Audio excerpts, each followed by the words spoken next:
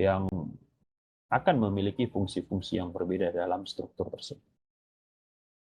Oke, apa patokan keputusan pertama? Yaitu tentunya prinsipal. Ini sudah kita pelajari ya, di mana prinsipal itu ini terkait dengan high level statement ya, tentang bagaimana teknologi informasi itu digunakan dalam bisnis dan bagaimana kita mengartikulasikan ekspektasi dari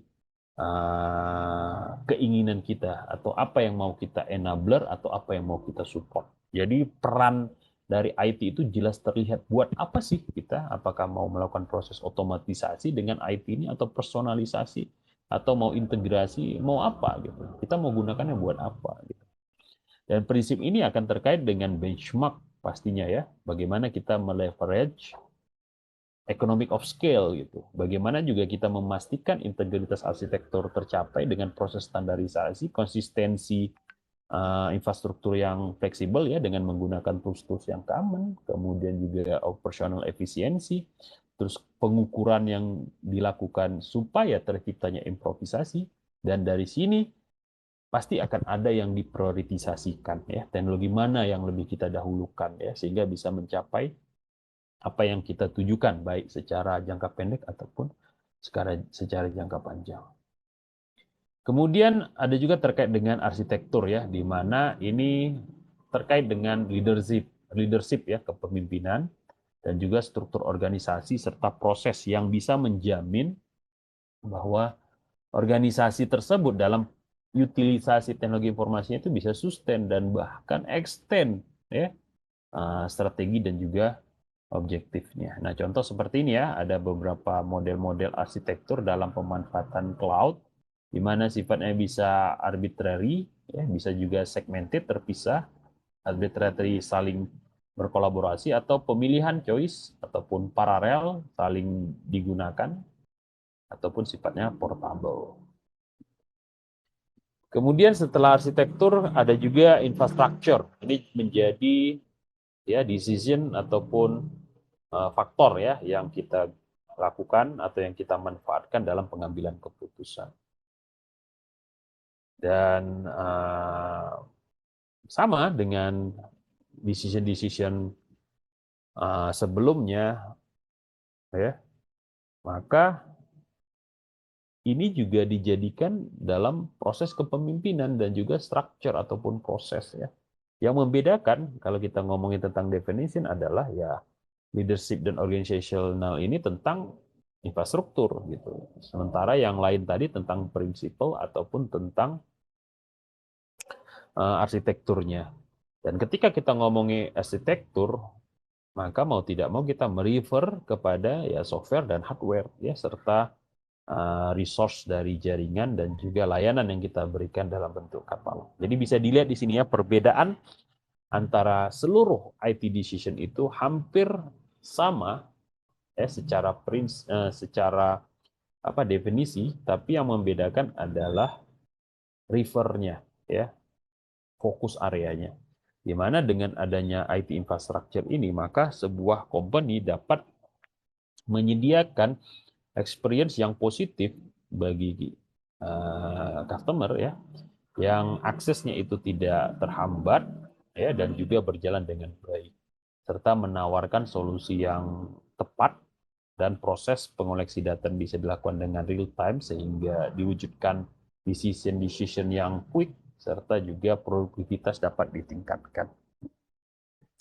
Kemudian juga ada application needs ya, di mana ini terkait dengan kebutuhan ya, dalam hal ini adalah otomatisasi ya, business rule, business decision ya, decision robotik, data analytic, machine learning ya, yang kemudian itu menjadi pendekatan dalam pengambilan keputusan yang tentunya akan diselaraskan dengan objektif bisnis ya, apakah improve revenue ya, ataukah mencapai misi tertentu atau mengurangi ataupun penghematan ya ataupun memitigasi risiko. Begitu juga dengan investment ya, di mana di sini kita akan melihat risiko, nilai dan juga effort serta biaya ya. 4 matriks ini yang kita jadikan sebagai patokan untuk memprioritisasikannya ya. Nah, ketika effortnya high, cost-nya high, maka terkait dengan new contract management system. Sementara kalau high dan low, maka ini terkait dengan proses updating ya, dan ketika risknya low, value-nya low, maka mekanisme komunikasi itu harus diberlakukan. Dan ketika value-nya high, sementara cost-nya low, ini diprioritize atau ditekankan atau digunakan ini ya dalam proses investment ini untuk memastikan ya new grant management processing system bisa dilakukan. Kemudian mekanisme tata kelola ini keputusan itu pasti kaitannya dengan policy dan juga proses. Dan ini memang driven by eksekutif berdasarkan ya motif-motif yang sifatnya finansial, ya, portfolio, operation, integration, ya, information, teknologi dan program. Ya, contoh misalnya dalam people, ya pasti faktor-faktor yang berpengaruh adalah rules ya, share service ataupun process owner. Sementara kalau kita ngomongin operation, maka terkait dengan strategic planning process, ya, enforce standard ataupun enforce policies. Oke, ini sudah dibahas ya untuk mengingatkan kembali ya. Apa sih beda antara IT governance dengan data governance? Ya, sesungguhnya ini terintegrasi ya. Dan dalam prakteknya memang dia terpisah atau unit yang menghandlenya terpisah. Tapi dalam penerapannya seharusnya terintegrasi ya, untuk memastikan bahwa hasil yang kita capai juga optimal. Ya. Jadi ya bayangkan ketika kita sudah punya alatnya, sudah punya wadahnya, tapi nggak ada airnya.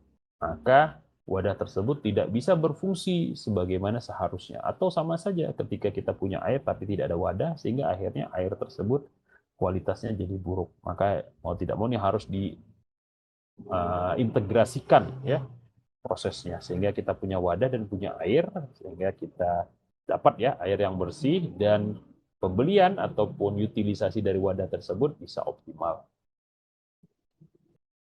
Kemudian terkait dengan ini ya proses structure decision making ya.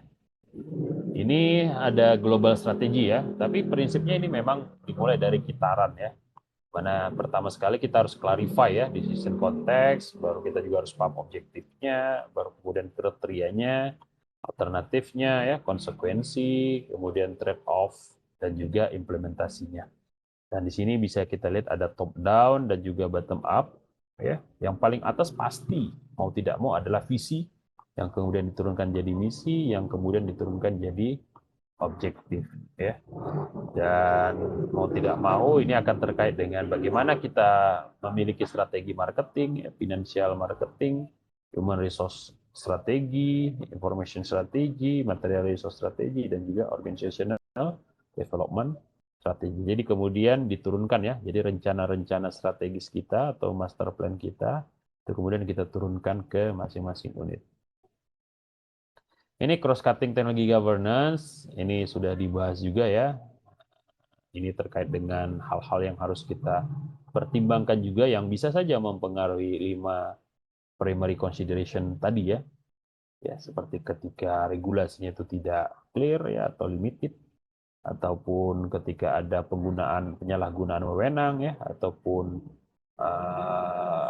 keketatan dari teknologi tersebut yang sifatnya mungkin tidak transparan, ataupun privasi isu ya, dan juga akses ya dari penegak hukum, kemudian security concern, terus kemudian ketika ada pengawas ya, monitoring, human supervision, dan yang terakhir adalah cross border inconsistency dan restricted data flow ya. Ini inovatif governance framework ya, bisa dilihat di sini ya, bahwa governance itu mau tidak mau terkait dengan antecedent ya, faktor-faktor yang mendahulinya yang merupakan area yang besar ya dari suatu proses, dan proses juga ternyata mempengaruhi produk dan juga paradigma. Ini adalah combination yang memberikan efek tidak terkecuali kepada governance. Nah, tinggal bagaimana caranya kita bisa menggabungkan ini ya secara balance sehingga pengelolaan itu menjadi lebih baik, dan mau tidak mau kita bisa menuju ke arah yang lebih inovatif. Ini governance framework ya, ada banyak ya, ada COSO, ada TOGAF, dan sebagainya. Ini bisa kita lihat ya, bagaimana peran-peran dari framework-framework ini itu bisa saling padu memadu ya. Jadi tidak hanya terbatas kepada satu framework ya. Ketika kita ngomongin TOGAF berarti kita ngomongin infrastrukturnya, tapi tidak lengkap kalau kita tidak menggunakan yang lain di sini ya. Begitu juga ketika kita menggunakan COSO, kamu tidak mau kita juga harus menggunakan yang lain gitu. Nah, ketika kita bisa memadukan semuanya, maka hasil yang didapat juga lebih baik. Walaupun pekerjaan ini atau pembuatan ini tentu memakan waktu yang lama ya. Bakal berat banget gitu. Atau kita memilih salah satunya ya dari yang paling general frameworknya, kemudian setiap framework itu bisa kita masukkan beberapa framework-framework lain secara parsial sesuai dengan keperluan. Dan ini lumrah saja terjadi ya. Jadi suatu framework itu tidak serta-merta terikat, nggak bisa diapa-apain gitu. Nah, kita bisa bongkar pasang gitu. Ketika kita misalnya memerlukan fase ini, ya fase ini saja dipakai. Atau ketika kita memerlukan modul ini, ya modul ini aja dipakai. Nggak mesti semuanya gitu. Sama juga nanti dalam konteks kurikulum kita ya, di mana ada sekitar 25 modul ya, lebih dan kurangnya. Nah, apakah semua modul itu harus dipakai? Ya tidak mesti gitu. Tergantung proyek kalian gitu. Proyek kalian ini tentang apa gitu. Ketika proyek kalian tentang data kualitas, ya berarti yang harus kalian pahami adalah data kualitas pastinya, dan juga beberapa modul-modul lain yang mendukung ya, seperti misalnya dalam konteks key decision ketika perlunya untuk key decision ya, ataupun proses visualisasinya.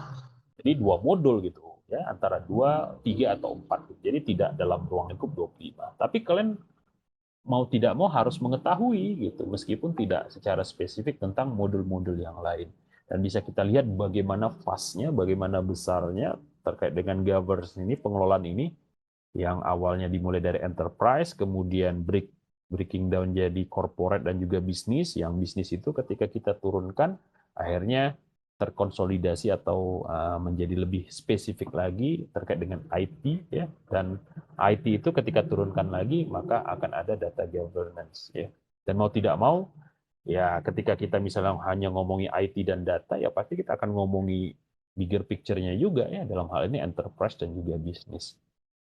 Atau ketika kita mau switch ke apa namanya, ke governance yang lain, itu juga akan diperlukan ya, menjadi pertimbangan kita. Oke, prosesnya itu dimulai dari mendefinisikan origin ya, kemudian situasi dipahami, kemudian membandingkan framework, kemudian menganalisa framework yang kita pakai, apakah dengan proses merging ya, bongkar pasang dan seterusnya, analisa positioningnya, dan juga memprioritisasikan framework yang mana. Ini kapabilitas ya, bisa dilihat di sini.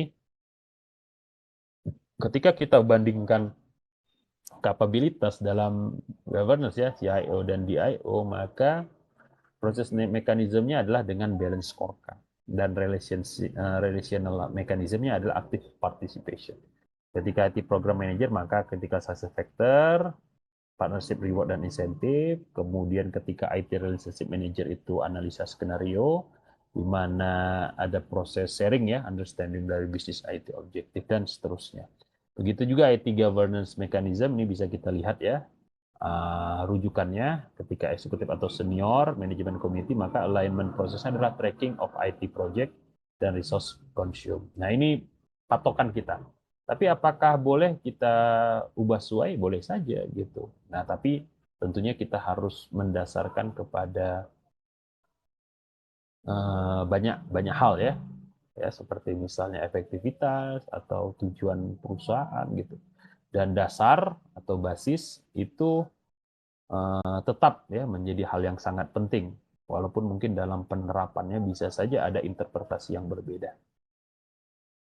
Ini ilustratif IT governance modelnya ya. Ini nanti akan kita bahas lebih lanjut ya ketika kita ngomongin tentang domain dari business governance ya, yang nanti akan terikat dengan teknologi-teknologi yang kita sematkan ya pada masing-masing domain. Jadi ada 5 domain ya ketika kita ngomongin governance, atau ada 5 model, di mana pertama kita harus fokus ke strategic alignment, kemudian value delivery, kemudian risk management, resource management, dan performance management. Nanti bisa kita lihat di sini ya, ketika IT strategi governance pada strategic alignment, maka ini sifatnya product business partner review. Value delivery sifatnya prioritization investment ya. Kemudian formal business case for funding itu risk management. Resource management adalah annual headcount planning. Performance management adalah formal business case untuk mengukur project success. Dan seterusnya ya, ada architecture governance, ada project and portfolio governance, ada application lifecycle governance, infrastruktur dan data governance, vendor sourcing governance, service lifecycle governance, dan new age teknologi governance. Oke, ini beberapa inisiatif yang sangat penting ya yang harus kita lakukan, terutama ketika tadi kita menjawab masalah yang disampaikan di awal pertemuan kita ya, di mana masing-masing pihak itu membuat aplikasi-aplikasi mereka. Maka inisiatif yang sangat penting adalah pertama sentralisasi budget pastinya ya, di mana budget itu harus dipegang oleh satu unit tertentu dan proses pendanaannya itu dilakukan secara distributif. Kemudian harus ada usaha untuk menyusun ya struktur tata kelola TI, di mana ada IT Steering Committee, kemudian hubungan antara Pusdatin ya, tim eselon 1 lainnya secara koordinatif dan bahkan kolaboratif, kemudian konsolidasi SDM TI ya, sehingga kita memang meng-hire ya atau memanfaatkan sumber daya yang sesuai dengan keperluan. Kemudian ada penetapan aturan main ya, Permen tata kelola TI dan juga SOP tata kelola TI. Dan yang terakhir adalah master plan-nya bagaimana, dan master plan ini akan terkait dengan arsitektur sistem informasinya ya, arsitektur infrastrukturnya, dan juga arsitektur datanya yang merupakan usaha kita untuk simplifikasi ya. Misalnya tadi ada 500-an ya, berapa nih kira-kira simplifikasinya, dan mau nggak mau kita harus menerapkan ontologi di sini ya, proses clustering ya, bisa menjadi 20-an, 10-an, dan seterusnya.